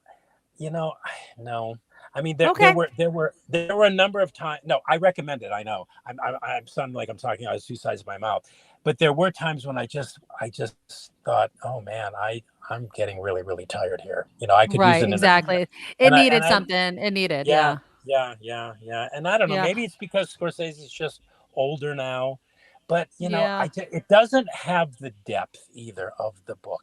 That's all. Well, maybe people should just read the book and then watch the movie. That's what I always recommend when anything like this happens. And if you just said that the book's not that long, that might be on my next one. Yeah, the book's not that long, and it's a very, very easy read. I think I read it in 2 sittings because it's excitingly written. So okay, unlike good. The movie, I think I'm going to get the book. Unlike the movie, which is like a meditation, Okay. Yeah. Tim did like it, people. He is recommending watching it. I did. It's Martin Scorsese. I love Martin Scorsese. Yeah. Okay. Let's move on to this Divinity. Yeah, I think in the years to come, this movie is going to make one of those like perfect midnight movie presentations. It premiered at Sundance this year. It was executive produced by Steven Soderbergh, which made me go, oh, okay, I'm going to check this out. And it's kind of a science fiction thriller about the scientist played by Scott Bakula, who invents It's a name I have not heard in forever. Yeah, well, that I think in the photo, I think that's Stephen Dorff. I don't know who that is in the photo. Oh, maybe I have the wrong photo. Hold on. It's a woman. It's a woman. It looks scantily clad. Oh, yeah, it is a woman. Oh, yeah, there's women in this too, but I don't know what they were doing. Well, anyway, there are women in this. Okay. Well, anyway, the scientist invents the serum called Divinity that gives people that take it immortality. Oh. And Stephen Dorff, I mentioned him. He plays his son, who, and a very familiar trope here, he has lots of issues with his dad and his creation. This is a very Freudian movie. He's very ambitious. He wants to make a lot of money, and he's kind of corrupt. So it's really not a spoiler to say that what was supposed to be a boon and a gift to humankind backfires, right? And this benevolent experiment of never aging physically again turns into kind of this malicious nightmare. And this is an interesting, if not occasionally irritating movie. Irritating because of its style. It's in black and white, which is cool. It has a score, though, that sounds like amplified Buddhist chantings. I don't know if you've ever heard those Buddhist chantings that kind of sound like, whoa. I mean, yeah. Anyway. I totally get it. And I think purposefully, it's stylistically self-indulgent. It keeps announcing itself this way in this grand style that sometimes just overtakes and engulfs the story, which is really what you're interested in. It's very dark, very trippy. It's got this cool stop motion animation finality. And as I was watching it, I made a note to myself that I could have only imagined what this thing must have looked like on paper, right? The world it creates, the visual world it creates on screen is really interesting. But then I read somewhere that there was no script for this movie. So this is one of those movies. It's original, it's different, but it's either good or bad. I haven't decided. It's probably a little of both. But it is worth seeing if you're a sci-fi fan, if you want to experience the kind of sci-fi drama and a vision that you usually don't see on screen, and that at least tries to say something, albeit, something we've all heard before and seen before, but it's done in an original and kind of out of the ordinary way. So I kind of recommend it too. I'm kind of crabby this week with these. I like a crabby Tim Scea, though. I like the honest reviews always from you. And so that is in theaters and streaming. VOD. It's in VOD. What's that called when they video on demand? Nobody watches videos anymore. But there's a thing that's pay-per-view. When they release it. I think it's day and date when they release it in theaters and VOD on the same day. I think day and date. That's it. No script, huh? I mean, I'm still thinking about that. What do you mean no script? They just kind of cameras are rolling. Do what you're going to do. Yeah, that's kind of what the director said. He said, so I had carte blanche to do whatever I wanted to do. So maybe he made it up as he went along, or maybe he had an outline and he let the actors improvise. Here's the storyline. Tell the story. No writer. Yeah, right. Here's the story. Yeah, here's the storyline. Here's the situation. You're going to die in 5 minutes, and go. Yeah, interesting. All right. Well, there's another one that I feel like I've seen this movie, but maybe I didn't. A Long Shot. This isn't a new movie, is it? It is. It apparently. I feel like I've just seen the preview for it. Oh, this is going on Netflix though, so this was already released in theaters, right? Well, no, it was made for Netflix and is being released on Netflix. It was released as of Wednesday. I thought it was an old movie too, but no, it isn't because no, it's a rom-com. It was probably the most entertaining movie of the week for me, although it was a ridiculous story. But it was a rom-com set in the world of presidential politics. Seth Rogen plays a journalist who becomes a speechwriter for a female U.S. Secretary of State, played by Charlize Theron, who decides to make a run for the U.S. presidency. And of course, you're immediately keyed into the inevitable, right? Within minutes, guess what? They fall in love. Of course they do. But this is a kind of odd couple pairing political rom-com, which, I mean, it pokes fun at the U.S. political system, both political parties, the political divide in the country, the the superficialities involved in running for public office, wokeism, Fox News, electorate ignorance, all that stuff it makes fun of. It's a bit facile at times with its kind of, well, let's just all get along, and even if we're on opposite sides of the political spectrum argument, which is superficially argued at best. But in the end, it's this oddball romantic fantasy, which I think is supposed to provide guys who are not conventionally good looking some kind of hope that maybe someday they can partner up with a woman as beautiful as Charlize Theron. Right. I mean, if you can picture it, Seth Rogen and Charlize Theron. I mean, Seth Rogen was also with what's her face from Grey's Anatomy. That's right. You know, I don't know if you're aware of this, Tim, but semi-attractive men always get the hot chick in Hollywood. So that's usually what happens. Yeah, well, not all the movies I see, they don't. But yeah, especially in the indie films, they never get the beautiful for woman.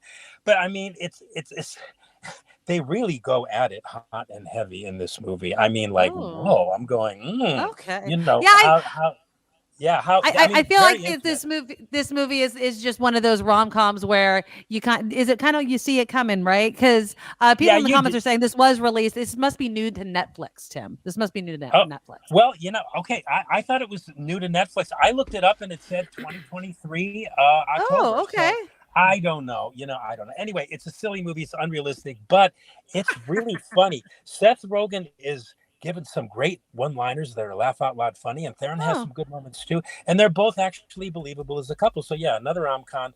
But I like Charlize Theron. Yeah, I like her as an actress. Yeah, and she's just so easy on the eyes. This was not too gooey one either, and it had some timely political observations being made, some good comedy writing, and really good performances from Theron and Rogen. According to Wikipedia, this movie was made in 2019. Yeah, so it has to be just released on Netflix then. It has to be a new one to Netflix. Yeah. And Tim liked it. So there you go. If you haven't seen it. There you go. I haven't. I'll watch it. Yeah. There's your Netflix movie for the week, folks. Perfect. Even though it's supposedly been released before, and I sound like I know what I'm talking about. No. You're the best. Who can keep track? I don't know if you guys don't necessarily have to do this, but it's part of my job. I have to keep track of all these release dates, and honestly, they change sometimes as many as 5 or 6 times within 3 weeks. So when I saw that and it popped up in my queue, it's like, oh, okay, I'm going to check this one out. And I looked it up, and there was a source that said 2023, and I thought, okay. Oh, interesting. That's interesting. I don't know. So good. Yeah. Well, it's something to watch at home if you don't want to go to the theaters and you don't want to sit on your butt for like 3+ hours to watch Martin Scorsese films. 3.5. 3.5. Oh my goodness. Yes. All right, Tim Scea, you go do your film thing, and we will see you next Friday. Thank you so much. Bye. Okay. Thanks, ladies. I'll talk to you then. Bye. Bye. Yeah, I thought that I had seen that movie before, but I do remember liking it. Yeah. I will say that I do remember liking it. I'll watch it. Yeah. I'm a sucker for a good rom-com. I like rom-coms, but again, I'm totally correct, Kim. It never fails. The semi-attractive guy always gets the hot chick. I don't know, if it was just written in code from the beginning of time, but always seems to happen that way. We want to welcome all of the people that are watching on Twitch. So hello. I'm going to try to figure out a way of advertising more on Twitch, because I don't know if you know this, Kim McAllister, but all the cool kids are on Twitch nowadays. Is that what happens? Okay. Yes. So, Takagoon, I sent you my email in the comments. I always welcome people to send me. Calvin, Lori, a bunch of you guys always send me interesting articles and topics, and people. Rev P got me in touch with Claudia Morandi, the pain expert. And so anybody has anything interesting that's happening where you are that you want to debate or talk about or get our perspective on, the Nikki Medoro Show at gmail.com, the Nikki Medoro Show at gmail.com is the email to use. And please consider becoming an official Medorable. We love our Medorables. They keep the show going. We are 100% crowdfunded. So just go to thenikkimedoroshow.com, click our Patreon link. All the links should be in the About section of our YouTube channel, which is kind of our home. And so you can find it there as well. The Super Chat, of course, is always live for you to support us. And Harry, I hope you are having a fabulous day home. The boss took the day off. Oh, yeah. I love that for you. And thank you, of course, for the $5 donation. But yeah, if you guys can consider signing up for our Patreon and donate whatever you can, it really helps us keep the lights on and continue doing the show. Another reminder, October 27th in the evening, probably around 6 or 7, Red Jack Saloon. I'll be giving the mystery box raffle winner per box and having a couple Medoro Mules. That's Medoro right. Mules with Lori at the Red Jack Saloon. So you have to join us there. That's happening on October 27th, a week from today. So hopefully you guys can join us. It's no pressure, but we'd love to bring Lori some business. I really love you guys. I will see you on Monday. Everybody have a fabulous weekend. Let me take the picture off so I can say bye properly. Hold on. Okay, there we go. I'll see you all on Monday. Have a fabulous weekend. Stay safe and love you. And stay for Mark Thompson and the After Party Live. Bye. Nikki, you're all so awesome. You're proud, like a beautiful blossom. You're also the best. I really can't rest. You're all so awesome. Wow. Okay.